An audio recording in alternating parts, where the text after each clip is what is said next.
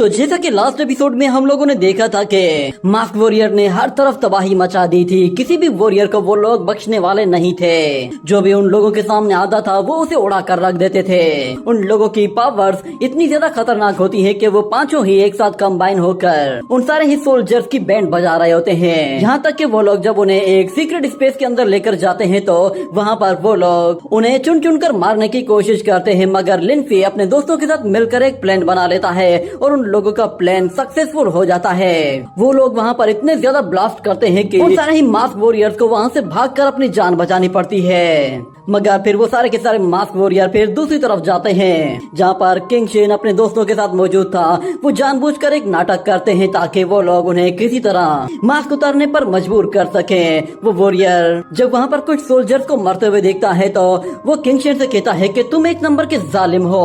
वो अपना मास्क उतारने ही वाला था, मगर अचानक से वहाँ पर एक लड़की आ जाती है जो कि अपने हैमर से हमला करती है। ये देखते ही किंग शेन फौरन से नीचे चला जाता है और एक और बबल थ्रो करता है और वो कहता है कि इस एयर के अंदर ऑक्सीजन और नाइट्रोजन दोनों ही मौजूद हैं। अगर इन दोनों को एक जगह कंप्रेस कर दिया जाए तो ये एक्सप्लोड होने के लिए पूरी तरह से तैयार हो जाते हैं। इन्हें फटने के लिए बस एक चिंगारी की जरूरत होती है। ये कहने के साथ वो वहाँ पर एक और जोरदार ब्लास्ट करता है जिससे वो एक मास्क वॉरियर को वहाँ से दूर उठा फेंकता है और उस वॉरियर पर हमला करते हुए कहता है कि मेरी एबिलिटी ही यही है कि मैं एक लार्ज एरिया में जितने लोगों को चाहूँ मार सकता हूँ। तो अचानक से एक लड़की फिर उस पर आकर हमला करते हुए कहती है कि ऐसी बात है तो फिर ये ट्राई करके देखो। ये कहते ही वो उस पे अपना हैमर दे मारती है जिससे किंग ज़ुओ बहुत ही मुश्किल से खुद को ब्लॉक कर पाता है। और फिर हमें दिखाया जाता है कि वो सारे के सारे मास्क वॉरियर एक जगह आकर जमा हो जाते हैं और दूसरी तरफ किंग शेन वो थोड़ा सा इंजर्ड हो गया था, मगर वो अभी भी हार मानने को तैयार नहीं था। वो उन लोगों की तरफ सीधा खड़ा होकर हाथ से इशारा करता है तो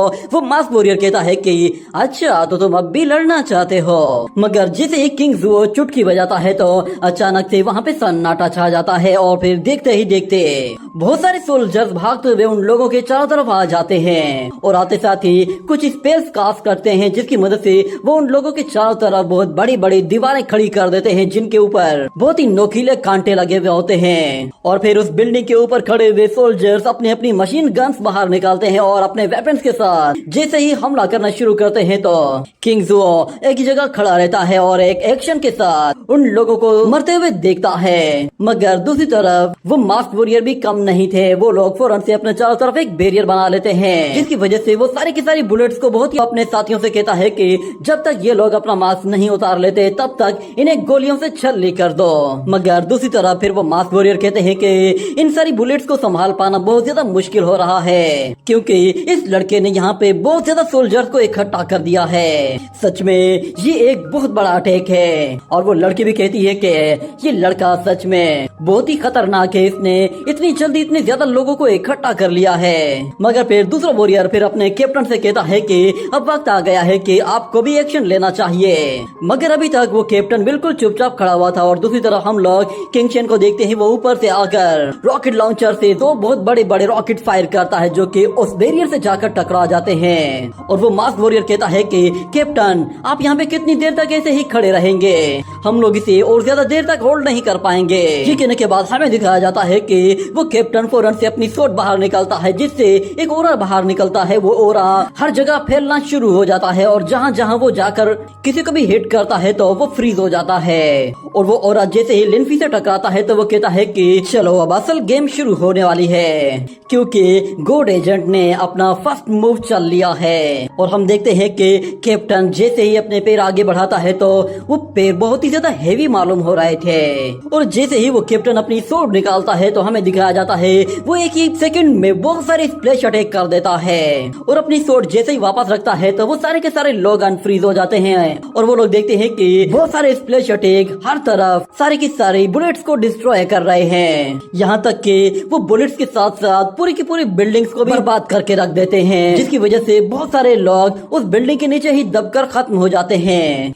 ये देखकर किंग शेन के भी होश उड़ जाते हैं। और दूसरी तरफ डॉर्मेट्री बिल्डिंग पूरी तरह से हिलने लगती है और वहाँ पे बैठे हुए कुछ सोल्जर्स सारी सिचुएशन को मॉनिटर करते हुए कहते हैं कि नए सोल्जर्स तो बहुत ही तेजी के साथ एलिमिनेट होना शुरू हो गए हैं। हमें दिखाया जाता है कि 100 मेंबर्स में से सिर्फ कुछ ही मेंबर्स बाकी रह गए थे। और इस तरफ लिनफी अपने साथियों से कहता है कि चलो अब हमारी बारी है। और फिर हमें दिखाया जाता है साओ युन को। वो उस अटैक में बच गया था और वो एक जगह बैठकर अपने सामने मौजूद उस मास्क वॉरियर से कहता है कि मैं लड़ना नहीं चाहता, इसीलिए मुझे एलिमिनेट कर दो। ये सुनकर वो मास्क वॉरियर भी हैरान हो जाता है और कहता है कि क्या तुम बचना नहीं चाहते, ना ही तुम लड़ना चाहते हो? तो साओ युन कहता है कि नहीं, मैं नहीं लड़ना चाहता क्योंकि तुम लोग मेरे वार को बर्दाश्त नहीं कर पाओगे। मैं किसी को हर्ट नहीं करना चाहता, ना ही मैं किसी को। और अब लिन-फी वर्सेस कैप्टन मुकाबला शुरू होने वाला है। और इस तरफ एक मास्क वॉरियर कहता है कि इस मर्तबा न्यू बैच में नए सोल्जर्स तो बहुत ही ज्यादा एरोगेंट आए हैं। वो साओ युन की तरफ देखते हुए कहता है कि तुम एलिमिनेट होना चाहते हो ना, ठीक है, तो फिर मैं तुम्हारी ये कॉल आती है। और वो बहुत ही तेजी के साथ उस मास्क वॉरियर पर हमला करके उसे पीछे हटा देती है। ये देखकर साओ युन हैरान हो जाता है और फिर इतने में उसके पीछे लिन-फी आता है और उसे वहाँ से ले जाने की कोशिश करता है, मगर साओ युन उसकी बात नहीं मानता। इतने में गोल्डन रोप उसे आकर पकड़ लेती है और फिर बाइली कहता है कि लिन-फी वहाँ देखो, उनका कैप्टन आ रहा है। ये देखते ही लिन-फी कहता है कि तुम इसे लेकर यहाँ से कहीं और चले जाओ, इस बंदे को मैं खुद ही हैंडल करता हूँ।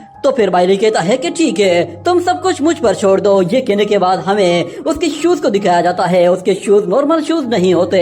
वो बहुत ही स्पीड के साथ वहाँ से भागते हुए साओ युन को अपने साथ ले जाता है। और दूसरी तरफ हमें दिखाया जाता है जैस्मिन अभी भी उस मास्क वॉरियर पर फोर्स के साथ हमला किए जा रही होती है, जिसकी वजह से वो मास्क वॉरियर उसे बहुत ही मुश्किल से ब्लॉक कर पा रहा था। और जैसे ही जैस्मिन उस पर अटैक करने के लिए बेहद करीब पहुँच जाती है तो वो लड़का फिर अपनी रिवर्सल टेक्निक को यूज करके जैस्मिन को पीछे धकेल देता है। और इतने में फिर वहाँ पर उसी मास्क गर्ल की एंट्री होती है और वो आते साथ ही अपने हैमर के साथ हमला करती है। तुम यहाँ से चले जाओ, देखती हूँ कि ये मुझे कैसे हैंडल करती है। और इस तरह साओ युन वो बाइली से कहता है कि अभी तुमने एक लड़की का नाम पुकारा था, क्या उसका नाम तुम मुझे दोबारा बता सकते हो? इतने में बाइली को सामने एक वॉरियर नजर आता है तो वो फौरन से उससे बचते हुए एक और डायरेक्शन की तरफ भागना शुरू कर देता है। और साओ युन कहता है कि क्या उस लड़की का नाम तुमने जूली कहा था? मगर बाइलिंग कहता है कि हमारे पास सिर्फ एक टास्क है और हमें यहाँ से भागना है। इतने में अचानक वो वॉरियर एक पोर्टल के जरिए वहाँ पे पहुँचते ही उस पे हमला कर देता है, मगर बाइली के चारों तरफ एक शील्ड होती है जो कि उस स्वॉर्ड को बिल्कुल तोड़कर टुकड़े टुकड़े कर देती है। और बाइली ऐसे बिहेव कर रहा होता है कि जैसे उसे इस अटैक से कोई फर्क नहीं पड़ा था। वो अभी भी साओ युन से कह रहा होता है कि मैंने तुम्हें बताया है ना, हमारे पास एक टास्क है, हमें यहाँ से निकलना है, तुम्हें मेरी बात समझ में क्यों नहीं आ रही? और फिर वो उस मास्क वॉरियर से कहता है कि तुम्हें क्या लगता है कि तुम इस शील्ड को तोड़ पाओगे? यहाँ हमें पता चलता है कि दुनिया की सबसे महंगी शील्ड उस लड़के ने अपने गले में ट्रेजर के जरिए पहनी हुई होती है। ये देखकर वो मास्क वॉरियर भी अपनी स्वॉर्ड को फेंक देता है। और देखते ही देखते अचानक फिर बाइली अपने दोनों तरफ से तो बड़ी बड़ी फॉर्मेशन डिस्क क्रिएट करता है। ये दोनों स्पिरिचुअल डिस्क भी बहुत ही ज्यादा महंगी होती है। बाइली जैसे ही उन डिस्क के जरिए उस पर हमला करता है तो वो वॉरियर बड़ी मुश्किल के साथ अपनी जान बचाता है। उसके पास ये पावर्स देखने के बाद साओ युन उससे कहता है कि लगता है कि शायद तुम्हारे पास ढेर सारे पैसे हैं, मगर फिर बाइली उससे कहता है कि अगर तुम मेरा साथ नहीं देना चाहते तो ना दो, मगर पर मुझे डिस्ट्रैक्ट मत करो। वो उन रस्सियों को खोल देता है और कहता है कि तुम इन रस्सियों से बाहर मत जाना, जब तक तुम इसके अंदर हो तुम्हें कोई हर्ट नहीं कर सकता। इन रस्सियों के आसपास भी एक बैरियर होता है जो कि काफी महंगा था। और दूसरी तरफ फिर बाइक आंख के लिए था। वो उसे पहनते हुए कहता है कि इसके जरिए मैं किसी भी तरह के इल्यूजन को तोड़ सकता हूँ। वो जैसे उसे पहनता है तो वो मास्क वॉरियर उसे दिखाई देने लगता है जो कि इनविजिबल टेक्निक को यूज कर रहा था। ये देखते ही फिर बाइली अपनी फॉर्मेशन डिस्क के जरिए उस पर हमला करना शुरू कर देता है। उस लड़के के लिए उन फॉर्मेशन डिस्क को हैंडल कर पाना बहुत ही ज्यादा मुश्किल होता जा रहा था।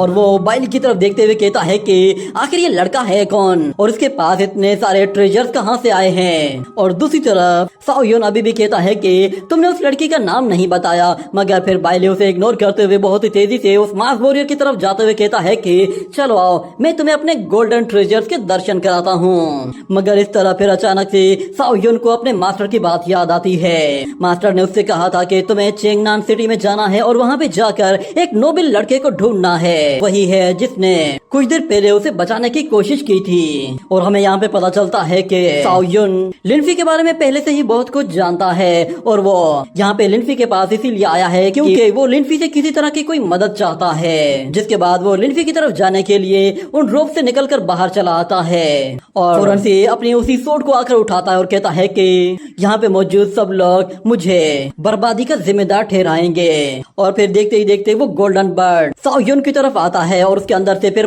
बाइले की आवाज सुनाई देती है। वो साओ यून से कहता है कि ये तुम क्या कर रहे हो, तुम कहाँ जा रहे हो? तो साओ यून कहता है कि मैं अपना बैड इंप्रेशन चेंज करने जा रहा हूँ। और फिर हमें उसके पास्ट में दिखाया जाता है कि जब वो एक सोल्जर से मिला था तो उसे उस सोल्जर ने बताया था कि हम लोग तुम्हारी पावर्स को रिस्ट्रिक्टेड कर रहे हैं और अगर केप में तुम्हारी ये पावर्स आउट ऑफ कंट्रोल हो गई तो फिर हम लोग फौरन से तुम्हारी इन पावर्स को कंट्रोल करने के लिए डोर क्लोज कर देंगे। और फिर हमें एक और सोल्जर को दिखाया जाता है जो कि अपनी सिस्टर से कहता है कि सिस्टर किंग वी, तुम बहुत ही जोर से किक मारती हो। मगर जब वो अपने पीछे मुड़कर देखता है तो उसे साओ यून दिखाई देता है। उसे देखकर वो मास्क वॉरियर कहता है कि क्यों, अब तुम्हारा क्या मूड है? क्या तुम अब भी एलिमिनेट होना चाहते हो या फिर तुम अभी स्वॉर्ड निकाल कर मेरा मुकाबला करना चाहते हो? तो साओ यून उससे कहता है कि मुझे अपने कैप्टन के पास लेकर जाओ। मैं जानता हूँ कि तुम लोगों में सबसे पावरफुल वही है, तुम सबसे लास्ट में आते हो ना। मगर वो मास्क वॉरियर कहता है कि फिलहाल तो तुम्हारा अपोनेंट मैं हूँ। मगर दूसरी तरफ साओ यून उससे कहता है कि इससे पहले कि मैं अपना डिवाइन सूत्र रीड करूं, तुम्हारे पास मौका है, तुम यहाँ से भागकर दूर चले जाओ। मगर दूसरी तरफ वो मास्क वॉरियर जैसे ही करीब आ रहा होता है तो अचानक उसका पैर किसी चीज से टकराता है और एक जोरदार ब्लास्ट होता है जिसकी वजह से बहुत सारी आग फैल जाती है। मगर वो वॉरियर अपनी वही टेक्निक की मदद से उस सारी आग को पोर्टल के अंदर डाल देता है। मगर इतने में वहाँ पर किंग शेन आकर उसे एक जोरदार पंच मारने की कोशिश करता है, पर वो लड़का उस पंच को ब्लॉक करते हुए किंग शेन पर ही पलटवार करने की कोशिश करता है। मगर उसके चारों तरफ भी एक बैरियर होता है। वो दोनों ही एक दूसरे पर हमला करके एक दूसरे को पीछे धकेल देते हैं। मगर किंग शेन उस लड़के से कहता है कि अगर तुम मेरे साथ अकेले फाइट करोगे तो यकीन जानो मैं मार मार कर तुम्हारी हालत खराब कर दूंगा। अगले सीन में हमें दिखाया जाता है लिनफी और कैप्ट। मगर लिनफी कहता है कि मैं एक न्यू सोल्जर हूँ, क्या तुम अभी भी मेरे अगेंस्ट कोई चीटिंग मूव यूज करने वाले हो? क्योंकि मैं तो तुम्हारे अगेंस्ट अपना वेपन यूज करूंगा। दूसरी तरफ वो कैप्टन उससे कहता है कि तुम मेरे अटैक को चीटिंग कैसे कह सकते हो, ये मेरा अपना सोड अटैक है। मगर दूसरी तरफ लिनफी उससे कहता है कि बहुत ही शर्म की बात है। तो कैप्टन कहता है कि इस कॉम्प्लीमेंट के लिए शुक्रिया। तो लिनफी फौरन से अपनी सोड निकालते ही बिल्कुल उसके ऊपर आ जाता है, जिस पर वो कैप्टन कहता है कि ये मेरे टाइम को मैनेज करने की कोशिश कर रहा है और दूसरी तरफ से ये अपनी सोड के साथ मेरे ऊपर अटैक भी कर रहा है। इसके अंदर दो अलग अलग एबिलिटीज हैं। ये कहने के साथ वो फौरन से अपनी सोड के साथ एक जोरदार अटैक करता है और फिर हमें लिनफी के पास्ट में दिखाया जाता है। बाइलिंग ने उन्हें बताया था कि इस कैप्टन के पास टाइम को कंट्रोल करने की पावर है। इसके पास जो ब्लैक सोड है वो उसके जरिए किसी भी चीज को डिस्ट्रॉय करके रख सकता है। ये देखकर लिनफी कहता है कि अब मुझे समझ में आया कि इसने चीटिंग की है। और फिर बाइलिंग ने उन्हें ये भी बताया था कि इसके पास जो ये ब्लैक सोड है ये असल में डीप अबेस से आई है। ये इसके जरिए टाइम को बहुत ही आसानी से कंट्रोल करता है और फिर अपनी एनर्जी अपनी सोड के जरिए ट्रांसफर करते हुए किसी भी चीज के टुकड़े टुकड़े कर सकता है। अगर हम लोगों ने इसका सामना करने की कोशिश की तो ये एक ही अटैक में हमें भी खत्म कर देगा, क्योंकि अगर टाइम रुक जाएगा तो फिर हमें कुछ भी पता नहीं चलेगा कि हम लोगों पर किस तरफ से कौन सा हमला हुआ है। ये सुनने के बाद हम लोग प्रेजेंट सीन में आते हैं और फिर लिनफी तेजी से उसकी तरफ जा रहा होता है। ये देखते ही वो मास्क मैन फिर से अपनी सोड को यूज करता है और हमें दिखाया जाता है कि वो एक साथ बहुत सारे स्प्लैश अटैक करता है। मगर फिर लिनफी भी अपनी एंजल पावर को यूज करते हुए उसकी टाइम कंट्रोल टेक्निक को भी डिफीट कर देता है और उसके सोड अटैक से भी खुद को बचाते हुए तेजी से उसकी तरफ आगे बढ़ रहा होता है। और वो कहता है कि लगता है कि शायद मेरी मेंटल स्ट्रेंथ वो इसके अटैक्स को डॉज करने के लिए काफी नहीं होंगी, मगर मैं फिलहाल टाइम कंट्रोल टेक्निक से तो बहुत ही आसानी से खुद को निकाल सकता हूँ। मगर उसकी स्पीड और टेक्निक्स को देखते हुए वो कैप्टन भी हैरान रह जाता है और कहता है कि तुम एक मोर्टल हो, तुम्हारे पास इतनी ज्यादा स्पीड और ऐसी टेक्निक्स कैसे आ गई? मगर लिनफी उससे कहता है कि जब से मैं गॉड एंजल बना हूँ तब से मैं बिल्कुल भी नॉर्मल नहीं रहा। तो वो मास्कमैन कहता है कि हाँ तुमने सही कहा, पर मेरा नेक्स्ट सोड मूव आ रहा है। ये कहते ही वो जैसे ही सोड अटैक करता है तो लिनफी अपनी सोड के साथ उसके अटैक को वहीं पर ही रोक देता है और वो दोनों ही अपना पूरा जोर लगा रहे होते हैं। और वो मास्कमैन कहता है कि मेरी थॉट्स वो यूनिवर्सल हैं और ये पूरा का पूरा वर्ल्ड मेरे माइंड में एक जगह मौजूद है। ये कहने के बाद वो दोनों ही एक दूसरे पर एक के बाद एक अटैक करना शुरू कर देते हैं। लिनफी उसे बिल्कुल बराबर की टक्कर दे रहा होता है, उसकी स्पीड भी बहुत ही ज्यादा फास्ट थी। और दूसरी तरफ हमें बाइली को दिखाया जाता है। उसने लिनफी को बताया था कि इस तिलिस्मान को बस तुमने किसी तरह उसकी सोड के साथ अटैच करना है, ये उसकी सोड पावर को सील कर देगी और वो सोड फिर ऑर्डिनरी सोड बन जाएगी। और इस तरफ लिनफी उसकी सोड को बहुत ही आसानी से डॉज कर पा रहा था, क्योंकि वो सोड अब एक ऑर्डिनरी सोड बन गई थी। लिनफी ने उसके ऊपर पर वो स्पेल्स चिपका दिए थे। और बाइली बताता है कि ये सोड एक टाइम पर मेरे पास हुआ करती थी जब मैं छोटा बच्चा था, और मैं इसके साथ एक बुंगी गेम खेला करता था जिसके जरिए मैं किसी भी चीज को काट देता था। मगर बाद में हमारी फैमिली ने ये सोड इस वॉरियर को गिफ्ट कर दी थी। ये सुनने के बाद फिर जैस्मिन बाइली से कहती है कि तुमने अपना नाम क्या बताया था, मैं तुम्हारा नाम भूल गई हूँ। ये सुनकर बाइली के दिल में लड्डू फूटने लगते हैं क्योंकि वो जैस्मिन को वैसे ही बहुत ज्यादा पसंद करता था, मगर क्योंकि अब जैस्मिन उस पर इंटरेस्ट कर, मैं तुम्हें अपना इंट्रोडक्शन कराता हूँ, तुम ध्यान से सुनना। मेरा नाम बाइली टूमिंग है। ये सुनते ही वो लड़की कहती है कि बाइली, मैंने सुना है कि बाइली फैमिली वो बहुत ही ज्यादा अमीर है और जिंगवू म्यूजियम वो भी तुम्हारा ही है ना। ये सुनकर बाइली हंसने लगता है और फिर बताता है कि मैं बस एक ऑर्डिनरी लड़का हूँ और मेरी फैमिली भी बिल्कुल ऑर्डिनरी है। उसकी बातें सुनने के बाद जैस्मिन को उससे नफरत हो जाती है और वो कहती है कि मुझे सबसे ज्यादा अगर किसी से नफरत है तो वो अमीर लड़कों से है, क्योंकि लड़के जितने ज्यादा अमीर होते हैं वो उतने ही ज्यादा अजीब होते हैं। जिसके बाद दूसरी तरफ हमें एक टोर्नेडो और बहुत सारे स्प्लैश अटैक दिखाई देते हैं और इतने में वो वॉरियर भी वहाँ पर आकर पहुँचता है और कहता है कि ये गोल्डन बॉय तो सच में काफी खतरनाक है, मुझे इसे पकड़ना ही होगा। मगर अचानक से वहाँ पर एक गोल्डन बर्ड आकर फटता है जिससे वो वॉरियर वहाँ से दूर चला। ये लड़का नॉर्मल नहीं, ये एक टाइकून है, क्योंकि इन गोल्डन हमिंग बर्ड्स की प्राइस 1 लाख के बराबर है और इस लड़के के पास तो ऐसे ढेर सारे बर्ड्स हैं। और ये लड़का यहाँ पे आर्मी में क्या कर रहा है, वो उस लड़के से कहता है कि सुनो, तुम लगता है कि शायद तुम कोई हाई क्लास के यंग लड़के हो। मगर फिर से बाइली कहता है कि नहीं, मैं एक ऑर्डिनरी फैमिली का एक ऑर्डिनरी लड़का हूँ, दोबारा मुझे अमीर मत कहना। ये सुनते ही वो मास्क वॉरियर गायब होकर फौरन से उसके पास आ जाता है और उस पर अपनी नाइफ के साथ हमला करने ही वाला होता है कि अचानक एक हमिंग बर्ड आकर उसे पकड़ते ही ऊपर ले जाता है। और फिर बाइली उससे कहता है कि मैं अभी बिल्कुल यंग हूँ, तुम मेरे बारे में ऐसा क्यों सोच रहे हो। जिसके बाद हमें दिखाया जाता है कि लिनफी अपने दोस्तों के साथ बैठकर जब प्लानिंग कर रहा था तो वो उन लोगों को कहता है कि बाइली तुम मेरे साथ रहना, और दूसरी तरफ वो जैस्मिन से कहता है कि तुम फिलहाल इस रेस्ट्रिक्टेड एरिया में चले जाना, यहाँ पर शाओ यानशी होगा, तुम उसके साथ कुछ देर के लिए टाइम पास कर सकती हो। ये कहने के बाद हम लोग फिर से प्रेजेंट में आते हैं और हमें दिखाया जाता है कि एक गोल्डन बर्ड अचानक से शाओ यानशी को आकर हिट करता है और दूसरी तरफ हमें जैस्मिन को दिखाया जाता है। वो अभी भी उसी लड़की के साथ लड़ रही होती है कि अचानक शाओ यानशी भागते हुए उनकी तरफ आ रहा होता है। ये देखते ही वो दोनों ही लड़कियां ऊपर चली जाती हैं और उनसे कहती है कि तुम लोग कहीं और जाकर क्यों नहीं लड़ते। तो बाइली यानशी का पीछा करते हुए कहता है कि सॉरी। ये कहने के बाद हमें दिखाया जाता है कि जैस्मिन बहुत ही गुस्से के साथ एक बहुत ही पावरफुल सोड अटैक कर देती है, जिसकी वजह से वो उस बिल्डिंग में एक बहुत बड़ी दरार पैदा कर देती है और उस लड़की ने बहुत ही मुश्किल से जैस्मिन के अटैक को रोक लिया था। वो जैस्मिन से कहती है कि लिटिल सिस्टर, तुम तो अब मुझे और भी ज्यादा इंटरेस्टिंग लगने लगी हो।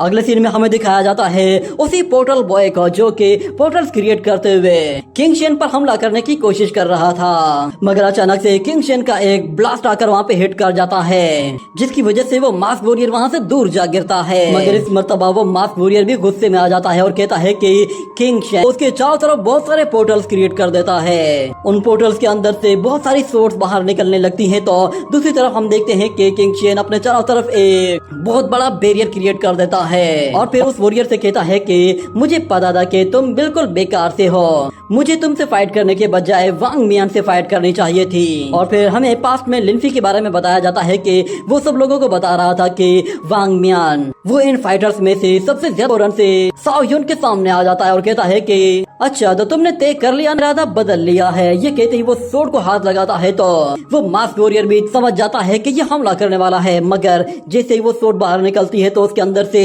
ब्लडोरा बाहर निकलता है और देखते ही देखते बहुत सारे डीमन हैंड्स साओ युन को कवर कर लेते हैं और देखते ही देखते साओ युन पूरी तरह से एक डीमन में ट्रांसफॉर्म होना शुरू हो जाता है। ये देखकर वो मास्क वॉरियर भी हैरान हो जाता है क्योंकि साओ युन एक ब्लैक डीमन किंग में ट्रांसफॉर्म हो गया था। ब्लैक डीमन किंग में ट्रांसफॉर्म होने के बाद उसकी पावर इतनी ज्यादा बढ़ गई थी कि वो मास्क वॉरियर भी कप कपाने लगता है। साओ युन हंसते हुए उस पर जैसे ही वार करता है तो वो उसे रोकने की कोशिश करता है, मगर उसके बावजूद वो दूर एक दीवार पर जा लगता है, जिसके बाद वो उसकी पावर को देख लिनफी और वो कैप्टन दोनों ही ब्लैक डीमन किंग की एनर्जी को फील करते हैं। तो वो कहते हैं कि ये तो फॉरबिडन जोन 1 है, डीमन किंग जो कि गॉड्स को भी डिस्ट्रॉय कर सकता है। गॉड्स के बाद ये सभी लिविंग बींग्स में सबसे ज्यादा ताकतवर है।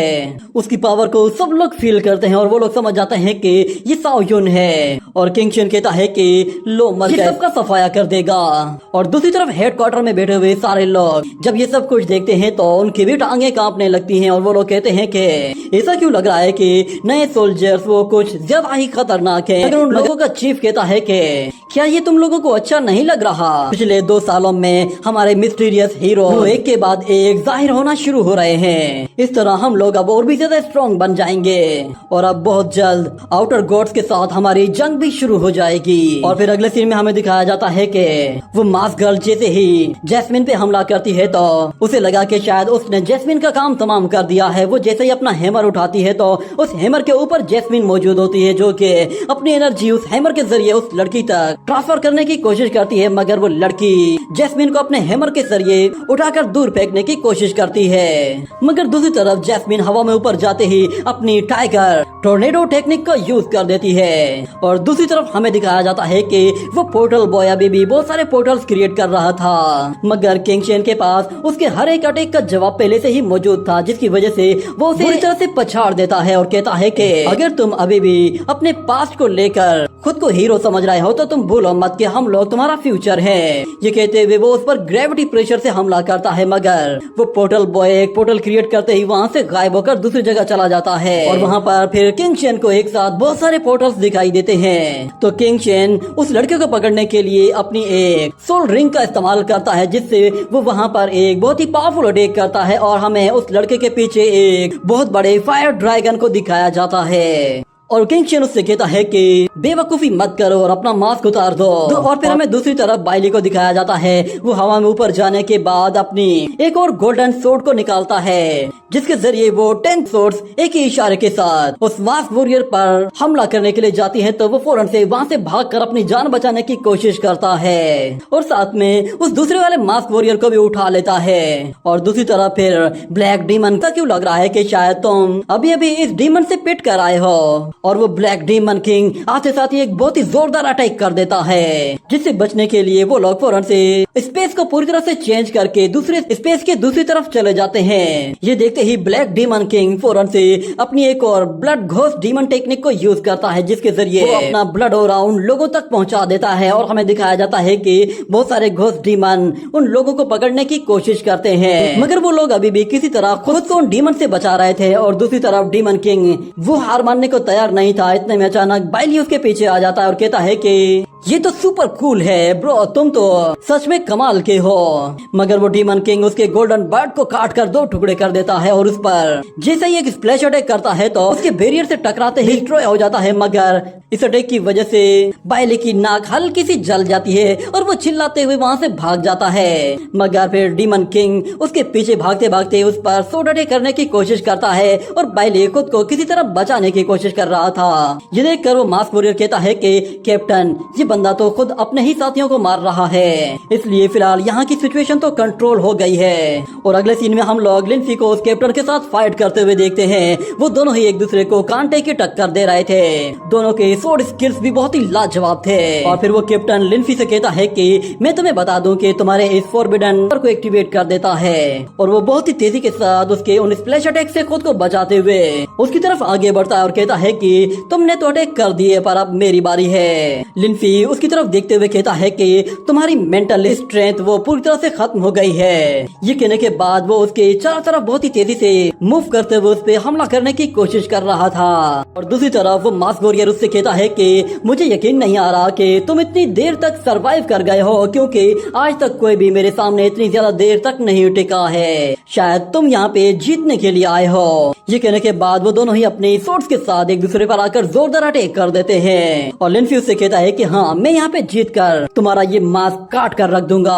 और हमें दिखाया जाता है कि दोनों ही अपने फुल पावर्स को यूज कर रहे होते हैं। एक तरफ एक एंजल होता है तो एक तरफ एक टाइम गॉड होता है। और फिर दूसरी तरफ कैप्टन उससे कहता है कि चलो ये तो बहुत ही अच्छी बात है कि तुम जीतना चाहते हो, मगर अब तुम प्रे करो कि तुम्हारा वो स्पिरिचुअल मास्टर मेरे मास्टर से ज्यादा ताकतवर हो, वरना तुम मारे जाओगे।